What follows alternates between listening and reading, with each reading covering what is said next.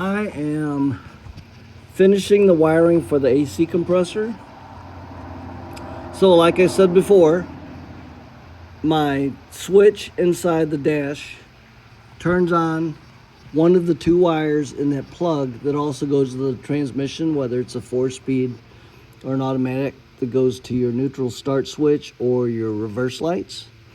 So that one wire goes to, out of the pair, one wire goes to the heater motor, the blower motor, and the other wire comes up here to turn on the AC. So I have this going to my AC freeze switch, which I've talked about in my other videos. And then from here, I'm going to run the wire. Like I said, one of these is grounded. This is for the fan. But this black wire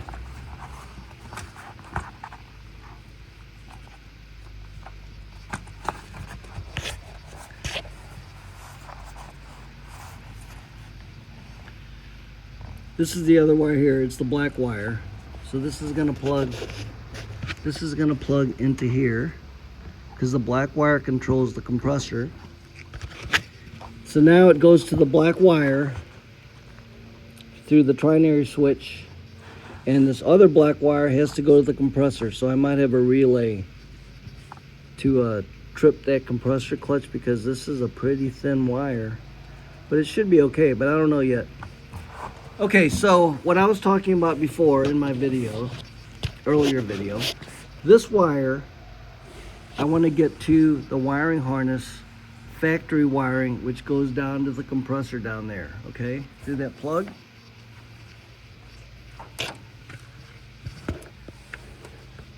See if I can find it. That plug comes off the compressor. And this plug goes to the compressor, okay? There's a ground and a hot to engage that clutch. So I want the AC clutch signal to come through the factory wiring, which goes through the C100 connector. So in order to get this wire back inside to the car under the dash, okay, I found this spare wire I didn't cut off yet. Let's show you that wire. I checked continuity of it. And this was the original starter wire, okay? The starter solenoid wire that would engage the Bendix, the solenoid. So that is not being used, and it comes right off of, I'm gonna clip this. Comes right out of the wiring harness, and it's already on this side of the engine compartment. So what I'm going to do, I'm going to patch into that with some heat shrink and a longer wire. It's going to go up, tie on with the other wires. So it's going to come up through here. I'm going to wrap it with these wires, and it's going to hook to this black wire. So when this is energized, the switch, as long as it's not freezing at the evaporator with the little capillary tube, it's gonna go through the trinary switch. It's gonna be hot. It's gonna send the 12 volts back to that wire, which I'm gonna connect to. And then inside,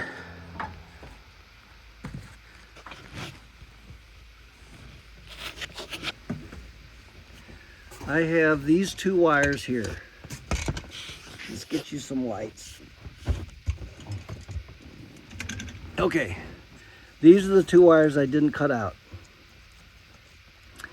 The continuity for that starter wire is this light green wire here, and this other wire, this blue with a yellow tracer, is the AC clutch energized wire, which goes to my plug over by the compressor. So all I have to do is hook these together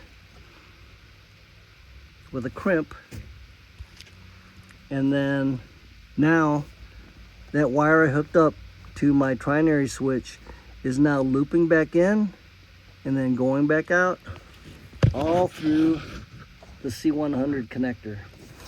So if you guys want to do that, just make sure you make a note so that on your wiring harness you know what you did in case you have to troubleshoot the circuit. These two wires and from the trinary switch. All right, so I'm gonna hook those back together and maybe tape them up, and then I'm good with the AC circuit. Okay, the AC circuit is all wired in. Like I said, I've got this wire supplying the 12 volts from the AC switch going up here to the trinary switch, and then I have a black wire going back to the old starter solenoid switch. Then I have it inside, just looping around with a male-female crimp connector. And then now it goes to the original AC supply wire that goes to the clutch coil. So I'm going to show continuity there. I've got one of the leads hooked to that circuit. And then the other lead here is showing that it's going to the clutch wire, which is this blue with a yellow tracer. So let's hook that in there. If I can do it with one hand.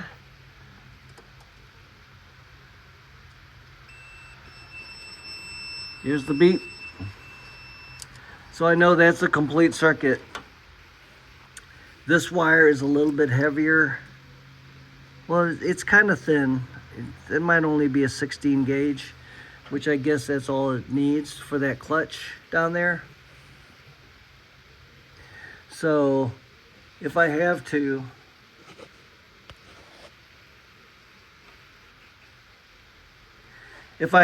I can put a relay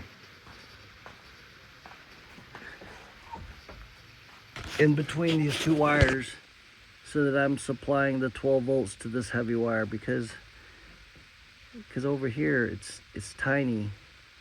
It's tiny on this side, but it's bigger on this side.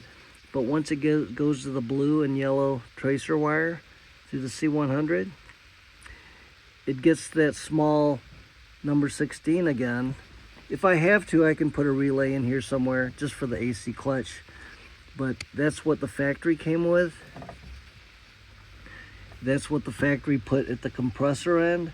So I'm just gonna try this and see how it works. But as far as the AC wiring is done, it's all finished and I don't have to mess with that anymore. But I'm gonna label these wires so I know where they come from, you know, from the trinary switch and then to the compressor. That way I know that's my other modification to the C100 in case I have to troubleshoot that. All right, this is the first startup since the rewire. Let's see what happens. Either starts or it doesn't.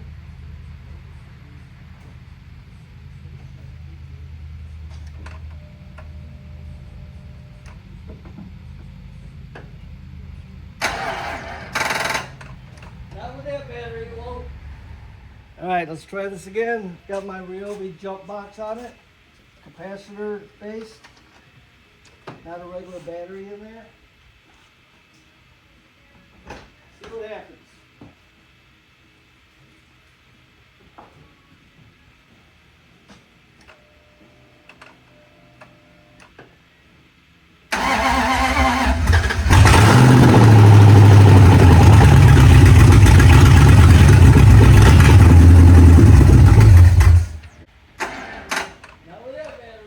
I just got back from Menards. I bought the 3478 battery, which was $144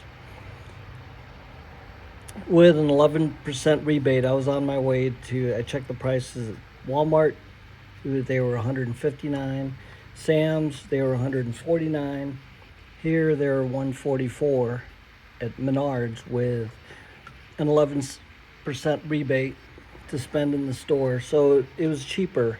I could have gotten a Group 24, which doesn't have my side terminals here. I wanted to run my fuel injection, you know, the PCM power right off the battery, because it's almost like a big capacitor bank. You're getting clean signal instead of going through with everything else, the alternator block. You're coming right off the battery. So I bought this one, $20 more. But I could have gotten a Group 24, which is the same height, same length, but then the post would have been over here where my battery disconnect negative ground would have fit better, because I might change this and get the other style so it's not rubbing against my coolant recovery bottle. Also bought some side post nuts or bolts. I think they were $3.99. 11% rebate, so I can take my ring crimp connectors and hook to something there. Okay, so same with bought a second battery for the CUDA. That one was, you know, 10 years old, over 10 years old when it finally failed. So it went back. It went back to Menards, $10 core charge. But now I have a brand new battery for the CUDA. 36-month warranty, and I talked to the lady at the front. Any problems within the 36 months, they'll find your receipt if you use the same credit card, and you get a brand new battery replacement. All right, so let's try this again. Brand new battery. And by the way, when I picked my battery off the shelf, they had 6 batteries of this Group 3478. I brought my top-down BT100 battery tester, and I found the 2 that had 100% health and the lowest resistance between the cells.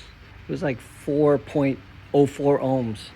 The lower the resistance, the better the battery. So I was able to take the 2 I had in the cart, test them with my tester, went back to the back and got 2 different batteries off the shelf. So keep that in mind. Bring your cheapo tester with you. They even sell a tester like that in Menards. It's not as expensive as mine. I think mine was $50. Theirs might be, you know, $40. But keep that in mind when you're buying a battery. Test it before you pay for it. I don't think I have any more wires to hook up.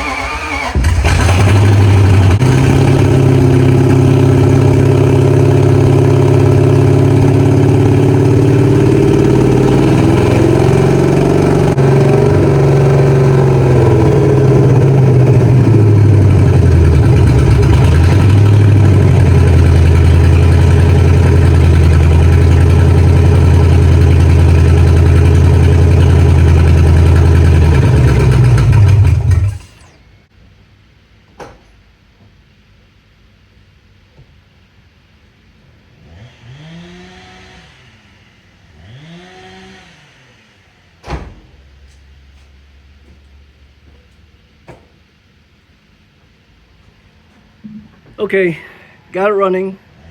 The voltmeter was reading a little over 12, which is wrong. It's supposed to be around 14. The oil pressure came up. The tach wasn't working, so I'm gonna have to troubleshoot that, but it runs when I turn the key. So might post this video up there just to show it's finally running, and then we'll troubleshoot the other stuff in the next video. Thanks for watching.